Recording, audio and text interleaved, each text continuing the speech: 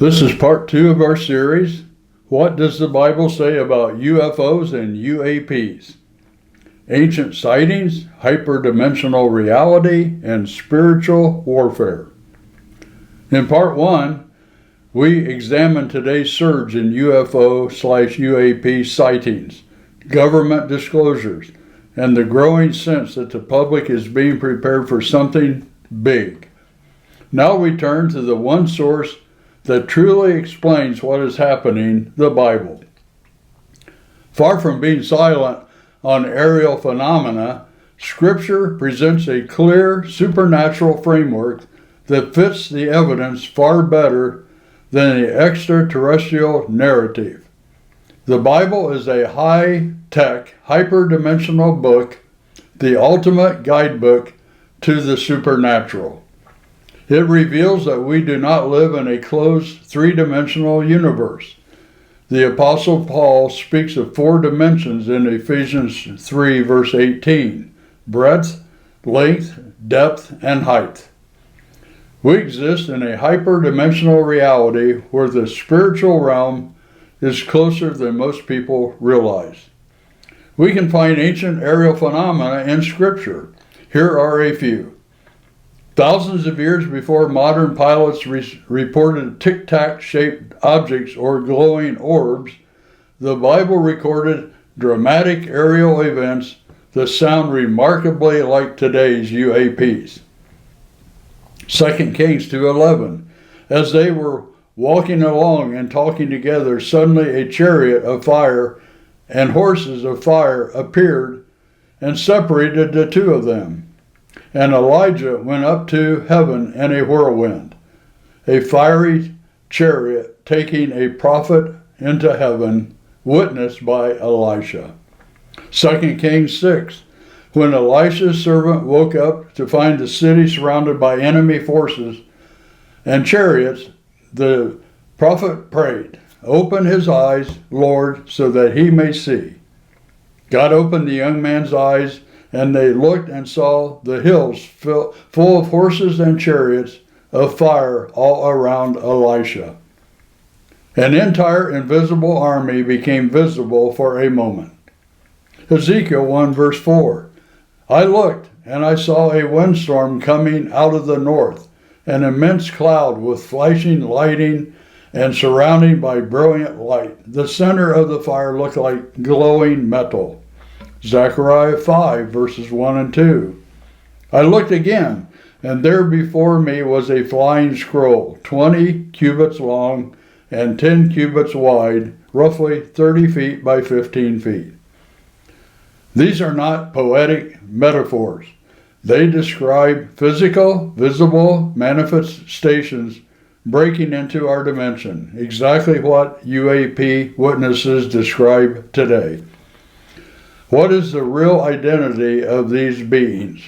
The Bible gives us no reason to believe in extraterrestrial life from other galaxies.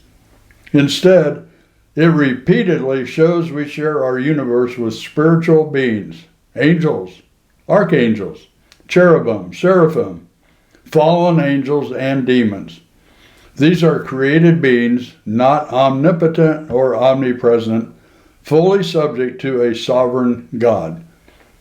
Satan himself is called the ruler of the kingdom of the air and the prince of the power of the air, Ephesians 2 verse 2.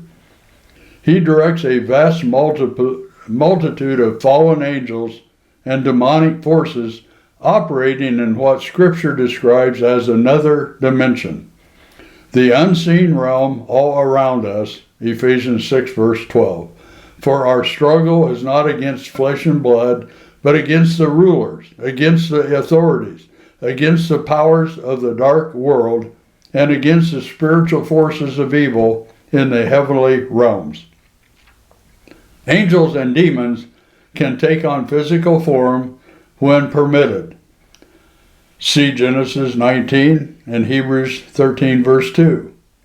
The phenomena we call UFOs and UAPs are not visitors from distant planets. They are interdimensional manifestations of demonic power, beings from the spiritual world stepping briefly into ours.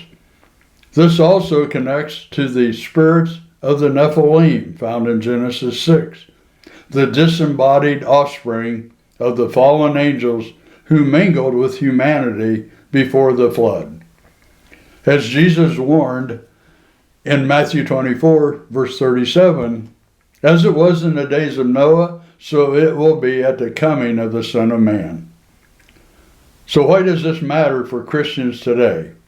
Most churches remain strangely silent on this topic, yet between 5 and 30% of people sitting in pews have had some UFO-related experience. Pastors who downplay the supernatural leave their congregations unprepared for the deception already unfolding. Here's the good news. God is in complete control. Demons and fallen angels have limits. They are not all-powerful. Their ultimate defeat was secured at the cross, and every knee will bow to Jesus Christ. Stick to the Bible. Use discernment. Do not let anyone deceive you, 2 Corinthians 10 and Matthew 24. Deuteronomy 29 verse 29 reminds us that the secret things belong to the Lord our God, but what He has revealed is enough for us to stand firm. In part 3, we will examine the prophetic picture, how this UAP phenomena fits into the coming strong delusion found in 2 Thessalonians 2 verse 11. The role of the ancient astronaut theory as a false religion. The rapture and the alien abduction lie. And most importantly, how Christians should respond with the full armor of God. Have you witnessed something you cannot explain? Drop your thoughts in the comments or visit JourneyToFutureEvents.com, click the chat bubble, and ask your questions. This is part 2 of a 3-part series, UFOs, UAPs, and the Bible. Demonic deception in the end times. Don't forget, God is sovereign. The truth is found in His Word. Stay awake and armored up.